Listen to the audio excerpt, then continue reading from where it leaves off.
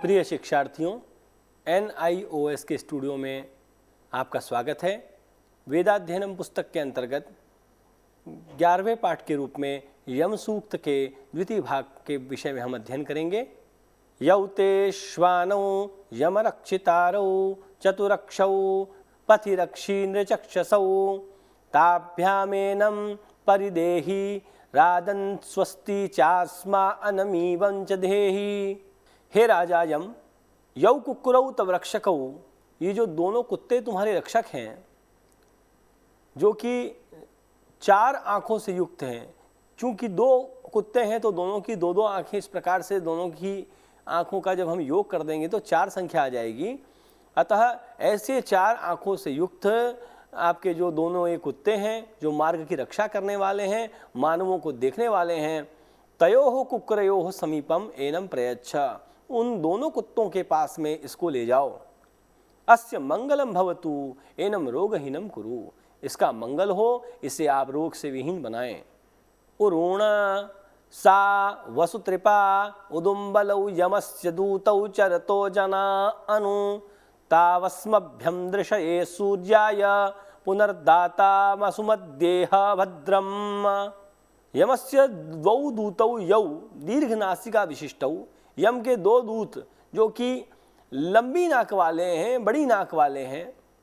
अन्यस्य प्राण संहारे तृप्तौ बलवंतौ, और जो दूसरों के प्राण हरण करने में तृप्त होते हैं, बलवान हैं। तौ मृतमानवस्य पश्चादेव धावती, वो मरे हुए मानव के पीछे दौड़ते हैं। ते अस्मभ्यम कल्याणकारक प्राणम प्रयच्छन्तु, वे हमारे लिए कल्याण करने वाले प्राण प्रदान करें। येन वयम पुनः सूर्यम द्रष्टुम शक्नुमः, जिससे हम पुनः सूर्य का अवलोकन कर सकें, सूर्य का दर्शन कर सकें। यमाय सोमं सुनुता यमाय जुहुता हविः यमं ह यज्ञो गच्छत्यग्निदूतो अलंकृतः। हे ऋत्विजों, अर्थात हे यज्ञ के पुरोहितों, यमं उद्देश्य सोमरसम कुरुता, यम को उद्देश्य करके सोमरस का निर्माण करो। यमम उद्देश्य हविः प्रयच्छत, यम को उद्देश्य करके हवि प्रदान करो। अग्निदूतः यस्य स यज्ञः सज्जितः, अग्निदूत है जिसमें ऐसे यज्ञ की सज्जा की जा चुकी है। इस प्रकार से यमस्य समीपम एव गच्छति, यह सब यम के समीप ही जा रहा है, इसलिए उसको उद्देश्य करके तैयारी करिए, हवि प्रदान करिए। यमाय घृतवद्धभिर्जुहोता प्राचा तिष्ठता सनो देवेश्वा यम दीर्घमायुः प्राजीवसे। हे ऋत्विजों, हे यज्ञ के पुरोहितों, यमम उद्देश्य घृतयुक्तम हवि प्रयच्छत, यम को उद्देश्य करके घृत से युक्त हवि प्रदान करो। किंच तस्मै उपस्थिताः भवत, और वहां पर उसके लिए उपस्थित हो। देवेषु स अस्माकं प्रकृष्टस्य दीर्घ जीवनस्य च लाभाय परिचालय, देवताओं के मध्य में यह वह हमारे प्रकृष्ट जीवन के लिए और लाभ के लिए इस प्रकार के कार्य का संपादन करो, परिचालन करो। यमाय मधुमत्तमं राज्ञे हव्यं जुहोतना इदं नमर्षिभ्यः पूर्वजेभ्यः पूर्वेभ्यः पतिकृद्भ्यः। राजा को उद्देश्य करके अतीव मधुर मधु की अर्थात शहद की हवि प्रदान करो, अर्थात शहद रूपी हवि को द्रव्य के रूप में प्रयोग करके आहुति प्रदान करो। पूर्वजों, ऋषियों और पूर्व में उस मार्ग से जाने वालों को उद्देश्य करके यहाँ पर नमन किया गया है, प्रणाम किया गया है। त्रिकद्रुकेभिः पतति षडुवीरेकमिद बृहत् त्रिष्टुप गायत्री छंदांसि सर्वाता यम आहिता। ज्योतिष्टोम नाम के सोमयाग में यमः पततः भवति, यम का वहाँ आविर्भाव होता है। षड्भूमयः, षड्भूमियाँ, बृहत् नाम का याग, गायत्री इत्यादि जो छंद हैं, सप्त जो प्रमुख छंद हैं, वो सब यम के लिए अर्पित किए जाते हैं। यहाँ पर यहाँ यमे अर्प्यन्ते। अब हम यम के स्वरूप के विषय में जानेंगे। वस्तुतः यम का स्वरूप कैसा है। ऋग्वेद के देवताओं के मध्य में यम का महत्वपूर्ण स्थान है। ऋग्वेद के 3 सूक्तों में यम से संबंधित कथा प्राप्त होती है, जो मुख्य रूप से 10वें मंडल में प्राप्त होती हैं।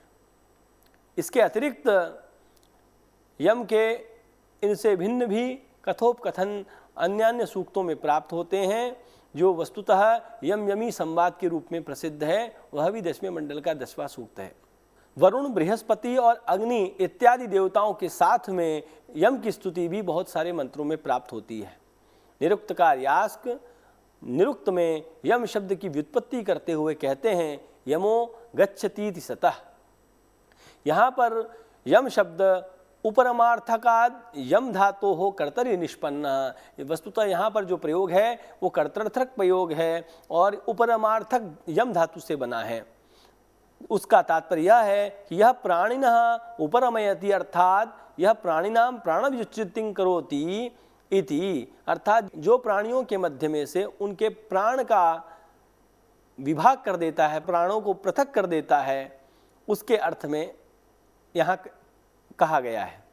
निरुक्त में यम शब्द के द्वारा अग्निदेव को भी कहा गया है, जैसा कि वचन प्राप्त होता है अग्निरपि यम उच्यते। यहाँ पर यम धातु का अर्थ प्रदान अर्थ में है, देने के अर्थ में है। यच्छति प्रयच्छति कामान स्तोत्रेभ्यः इति यमः, जो यच्छति अर्थात प्रयच्छति प्रदान करता है। किस चीज़ को प्रदान करता है? कामनाओं को। किसकी कामनाओं को? तो स्तुति करने वालों की जो कामनाओं को उनको देता है उसे भी यम कहते हैं। परलोक के तत्व के विषय में, मृत्यु की अमोघता के विषय में, मृत्यु के बाद के जीवन के विषय में ज्ञान यमसूक्त से प्राप्त होता है।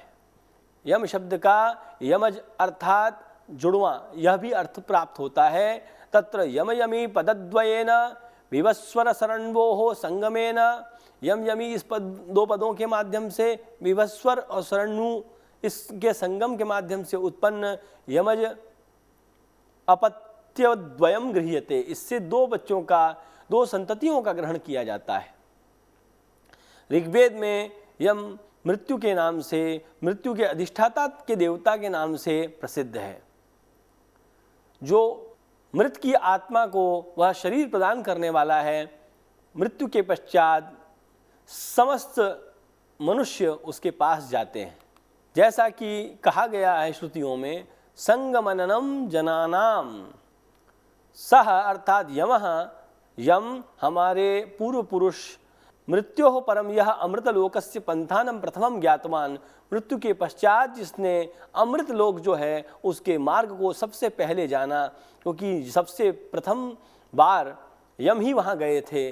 जैसा कि श्रुति वाक्य से ज्ञात होता है, यमो नो गातुम प्रथमो विवेदा, वहाँ जाकर के वह प्रेत लोक के अधिपति हो गए और वही मृत्यु के पश्चात लोगों के लिए आश्रय का निर्देश करते हैं कि किसको कहाँ जाना है। जैसा कि श्रुति में एक और वचन प्राप्त होता है, यमो ददात्यवसानम अस्मयी, मृत्योः परम जनानां कृते तैः यत् स्थानम आश्रय रूपेण निर्दिश्यते तत्र पिशाचादयः अशुभ शक्तयः अनिष्ट विधानाय असमर्थाः भवन्ति। मृत्यु के पश्चात हमें जहाँ पर यम के निर्देशानुसार जाना होता है, वहाँ पर पिशाच प्रभृति अशुभ शक्तियाँ किसी भी अनिष्ट को करने में असमर्थ हो जाती हैं। तस्य स्वकीयम वासस्थानम स्वर्लोकः, यम स्वर्लोक में निवास करते हैं। वैदिक मंत्रों में उन्हें वैवस्वत कहा गया है।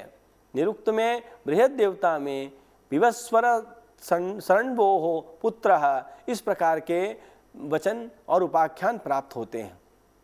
शर्मा वंश में उत्पन्न श्वान अर्थात कुत्ते यम के दूत हैं और इन कुत्तों के 4 नेत्र हैं। इन दोनों की नासिका अत्यंत फैली हुई है और विचित्र इनका वर्ण है। मरे हुए लोग, मृत लोग जिस मार्ग से जाते हैं उस मार्ग की ये रक्षा करते हैं।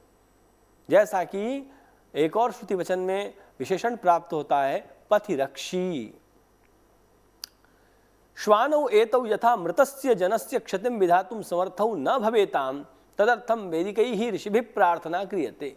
ये दोनों जो श्वान हैं, ये मरे हुए व्यक्ति को किसी प्रकार से क्षति न पहुंचा सकें, इसके लिए वैदिक ऋषियों ने प्रार्थना की है।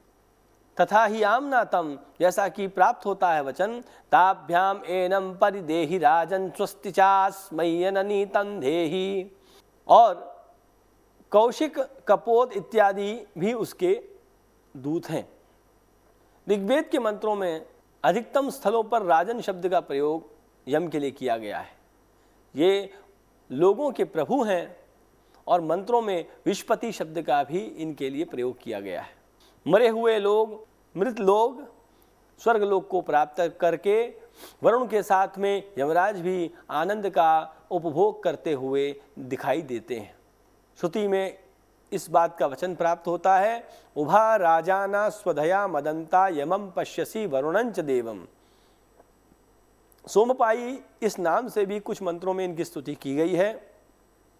हमारे पूर्व पुरुषों के साथ में एक स्थान पर बैठ करके ये सोमपान करते हैं, जैसा कि श्रुति में पुनः एक वचन प्राप्त होता है, यस्मिन् वृक्षे सुपलाशे देवैहि संपिबते यमः।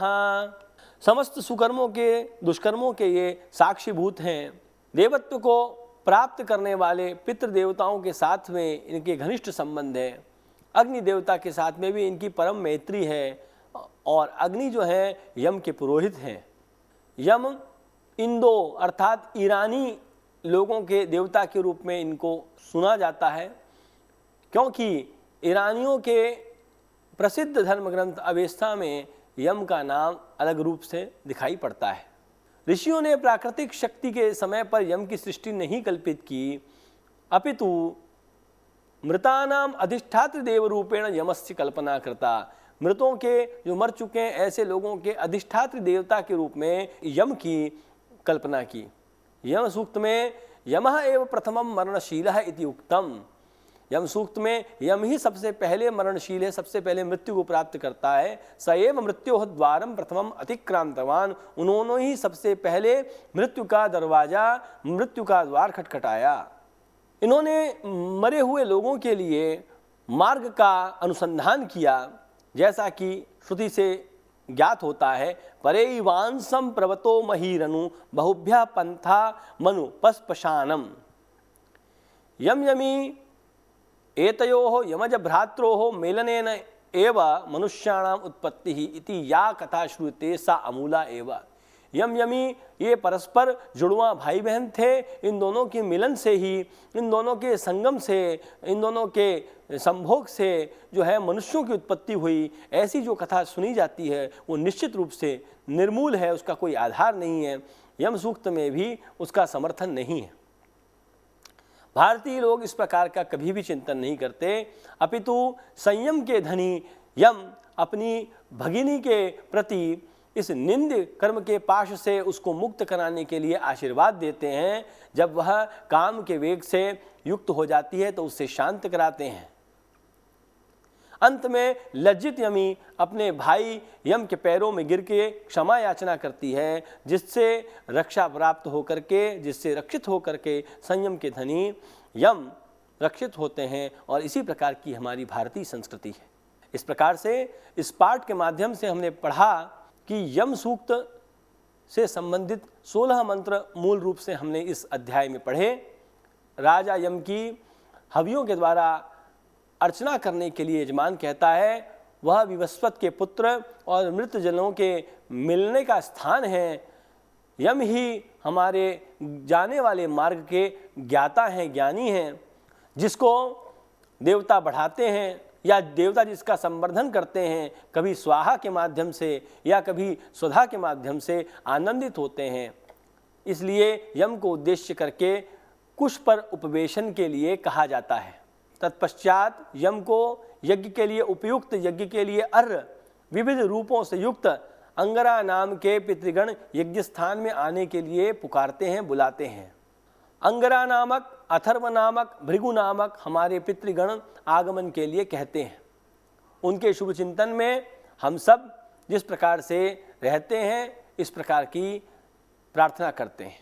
इसके पश्चात मरे हुए यजमान के लिए कहा जाता है कि अनादिकाल से प्रवृत्त जिस मार्ग के द्वारा हम पूर्वज जिस स्थान को गए तुम भी उसी मार्ग से जाओ। तत्पश्चात पितरों के साथ और पूर्वजों के साथ में यजमान का मिलन हो, उनका मिलना हो, इस प्रकार की प्रार्थना की गई है। इसके पश्चात अशुभ शक्तियों का जो समूह है उसकी अपसारणा के लिए, उसको दूर करने के लिए प्रार्थना की गई है और 4 नेत्रों से युक्त कुक्कुरों का वर्णन वहाँ पर किया गया है। धन्यवाद।